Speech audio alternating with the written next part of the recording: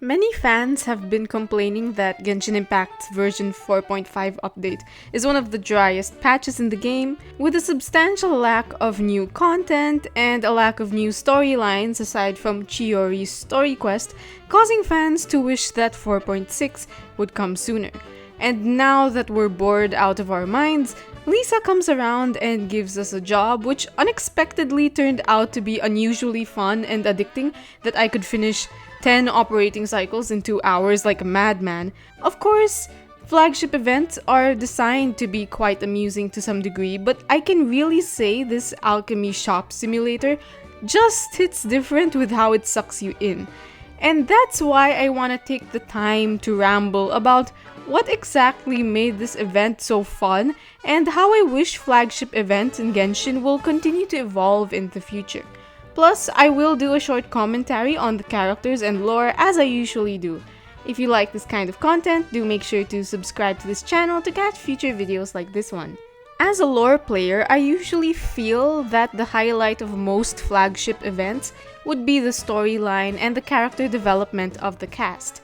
When it comes to the gameplay, it can be quite fun, but at the same time not super exciting and motivating. By that I mean each mini-game does engage me and give me a sense of satisfaction, but I don't necessarily look forward to playing them in such a major way.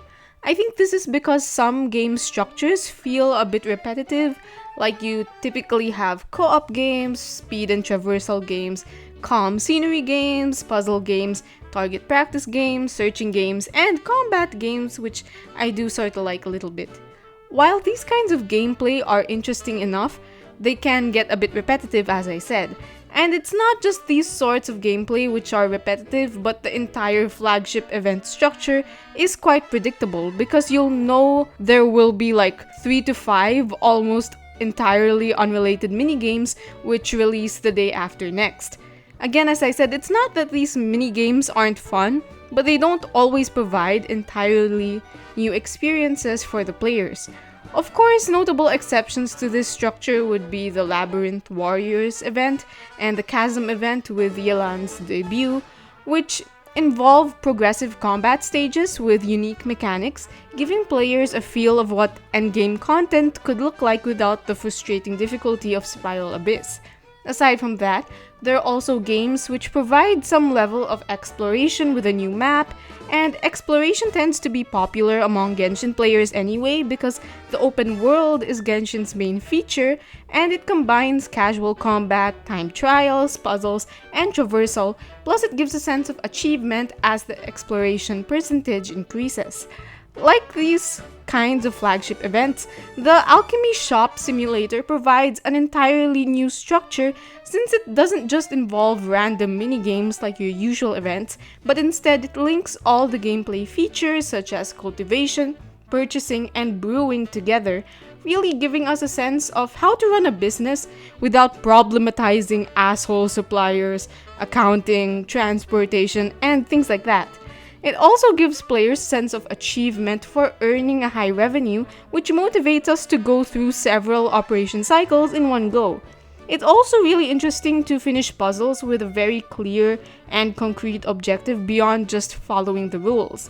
What I mean by this is, instead of there just being a minigame where we have to fill as many squares as possible with certain blocks, these blocks correspond to effectivities and characteristics which translate into the potion's attributes, helping us cater to customers so completing the puzzle has a greater objective outside of just arranging blocks. Plus, we sometimes have to guess what attributes our potions should possess in order to cater to the customers, so it adds another layer of thinking on top of our block arrangement.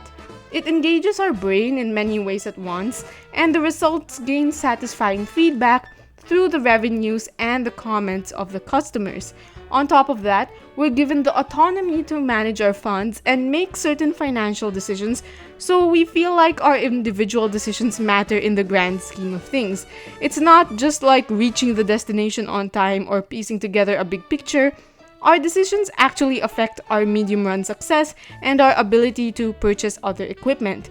This gameplay makes you personally invested in everything that you're doing because All tasks are interlinked, so you can't make brash decisions, but you also have the freedom to invest your funds in ways you deem necessary, so all tasks feel meaningful. And I think that's where the source of motivation really comes from. Plus, it also gives us an insight into how businesses are truly run in real life, so that you can get the impression that you're touching grass even though you're just staring at the screen. Going back to the idea of autonomy, I like how this game gives both freedom and structure to appropriate degrees.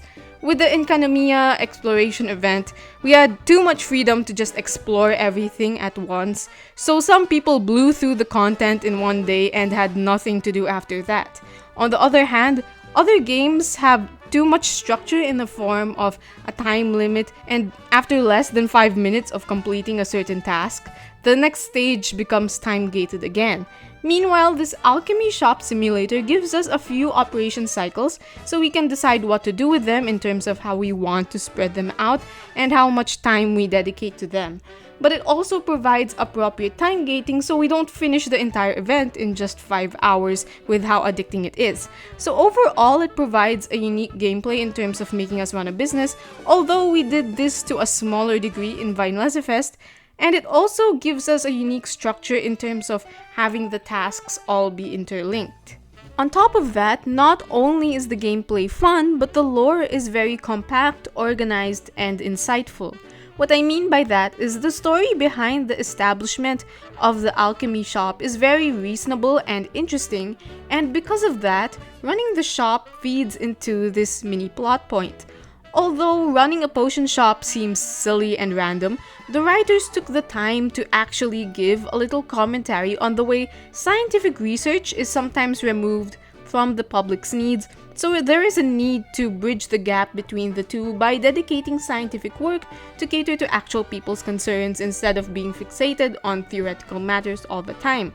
Aside from that, it's also Jean who observes this issue and sought Lisa to address it, showing that bridging science with the public is one of the government's functions and it should be addressed thoroughly, systematically, and creatively with the guidance from experts. That's really oddly insightful for a silly little flagship event, and in fact, I think Sumeru needs to address this issue even more, considering that some of the research feels removed from the public, but Mondstadt seems to be pursuing that concern ahead of the academia, so wow, congratulations to the Knights of Favonius.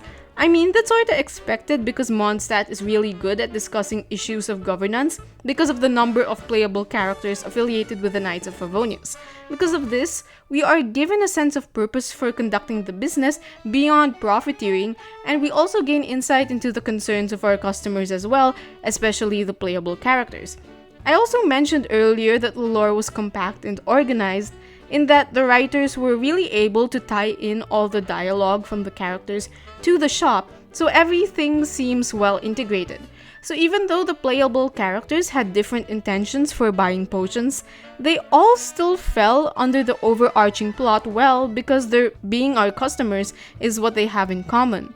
The story structure also feels more unique now, since instead of separating the playable character dialogues and the gameplay proper, they interweave the two so they can talk and then we brew the potions and then we talk to them again, making the flow more realistic and refreshing. Because sometimes the problem is watching long stretches of dialogue without doing anything else can be exhausting due to the info overload or the feeling of being stuck without any freedom to move around or process things at our own pace. But here, we get to take breaks from the dialogues and continue with the gameplay, and the dialogues also serve as a nice encouragement for us to continue doing well in our gameplay. It's like, oh my gosh, I can help Beidou take care of her beloved Ningguang. I can help Venti and Diona align their stances on alcohol. I can help my cutie pie Deluxe mind relax. I can help Kirara deliver more, and I can help Goro ease his sore muscles. That's so wonderful. It makes it so that even the gameplay is strongly motivated by lore, and we're also given a good insight into the main problems that some of our favorite characters face. Heck, we even get bonus business correspondences from characters who don't speak, but still express their gratitude to us through their letters, and we get to learn something from them along the way. Basically, what I'm trying to say is that the lore motivation for running the alchemy shop is excellent, and the way the storyline is presented to us is both unique and easier to digest due to the dialogue coming up in small bits in between gameplay. Speaking of the dialogue, the event format is really great at getting many characters to have substantial involvements, even with sparse dialogue, since they get to express their personal thoughts, so even if we only get a short time to chat with the customers, it still feels very satisfying. Plus, it serves to get many playable characters on board just by becoming customers. I remember in Vinelezafest, the business minigame, which was sorta similar to this alchemy shop, allowed characters who weren't part of the main storyline to have valuable conversations with us, giving us some life updates as our customers, so you can really see how effective the format is at getting character involvement. With that being said, of course, the coverage of this event isn't as wide as something like Vinelezafest, where I think almost every single Mondstadt character got to speak. But the format does lend itself to some unique interactions. It even allowed for Eula and Beidou to meet for the first time, and we surprisingly see Diona get along with one of the most notorious wine addicts in the entire nation. Personally, I really appreciated the way Diluc and Lisa got to discuss the wine market and the analysis about how the potions market and the wine market are complementary in nature. Like, that was so big-brained, plus it helps us understand the wine industry at the heart of Mondstadt's economic development, which serves as both a commodity export and a cultural export. All details about the wine industry are much appreciated because it gives insight into Mondstadt's world building, and for Diluc fans such as myself, it helps us understand what's going on in his mind on a daily basis, plus his strategic approach to business management, especially since he's always hinted at to be the type to embrace product innovations. Aside from that, I also love the way we get to understand Jean's considerate and creative thinking in identifying improvements that need to be made with the Knight's alchemy research communication, so much so that we know what she's thinking through Lisa's and Sucrose dialogues even before she appeared in the event. And of course, this event is a huge treat for Lisa stans such as myself because we get to see how her incredibly attractive brain works when it comes to problem solving and coordination, allowing her to implement Jean's directives in an incredibly efficient way, which is actually the real trademark of her character, not her laziness, contrary to what Paimon says. I feel like Lisa's characterization keeps on improving over time, and it makes me incredibly happy because she's one of my all-time favorite characters, so seeing her shine in this event really is satisfying to me. Plus, I think it helps fans truly understand her more, aside from her just saying cutie and yawning all the time. Actually, the writing of this event just seems incredibly big-brained overall, like so much nerdiness came out of this event through the character dialogues, but it wasn't presented in an info dump way, despite being incredibly smart. So I really appreciate this and I hope that others did too. Hopefully some of you became new Lisa stans through this event. Please do try building her if you have the resources to spare. My only nitpick is that I thought it was lame for the writers to tease the idea of Razor visiting and not follow through with it.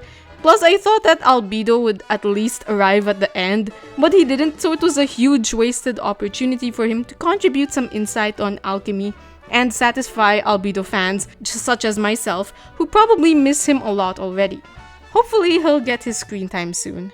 So, considering all of this, I think Hoyoverse should really consider implementing new innovations to their events to give fans a better experience for both gameplay enthusiasts and lore enthusiasts.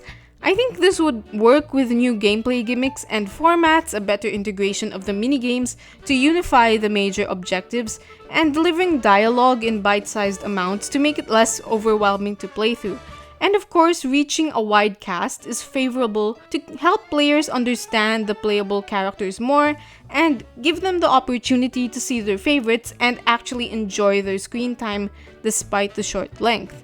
Intellectual but approachable writing is also much appreciated so that it satisfies lore players who like to analyze the game's content.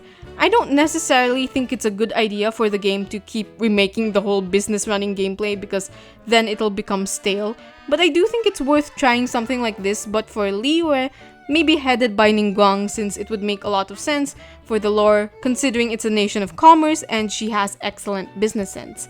What I do think the game should do is innovate the overall structure of flagship events so that they go beyond just being a 3-act storyline with 3 to 5 unrelated minigames, so they can cover different approaches to lore and make the gameplay feel more motivating in the grand scheme of things. They can vary between combat, leisure, exploration, and strategy to satisfy and entertain the players. Well, of course, this is all subjective, and I know a few people who didn't really like this event that much, but I do think it's still worth considering as a case study for gameplay innovation for the long run, since Genshin has been around for quite a while already and changes are necessary. Anyway, I hope you liked this event as much as I did, but maybe I'm a teeny bit biased because I do love Lisa very much. Well, if you found this analysis interesting regardless of whether you felt the same way about the event or not, then I really hope you could consider subscribing to the channel to support me and catch my future releases where I'll be rambling even more intensely about character lore mostly. And until my next video comes out, I hope your alchemy shop revenues are steadily increasing.